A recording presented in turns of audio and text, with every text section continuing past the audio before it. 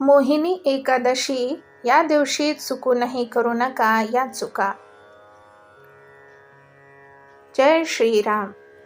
वर्षभरात एकूण 24 एकादशी असतात आणि प्रत्येक एकादशीचे स्वतःचे महत्त्व असते. वैशाख महिन्यातील शुक्ल पक्षातील एकादशीला मोहिनी एकादशी म्हणून ओळखतात. त्याची व्रतकथा आज आपण या व्हिडिओत ऐकूया. मोहिनी एकादशी. वैशाख महिन्याच्या शुक्ल पक्षाच्या एकादशीला मोहिनी एकादशी म्हणतात. धर्मशास्त्रानुसार ही तिथी सर्व पापांना दूर करणारी आहे. या व्रताच्या प्रभावाने मनुष्याला मोह आणि पापापासून मुक्ती मिळते. जी व्यक्ती मोहिनी एकादशीचे व्रत करत असेल त्याने आदल्या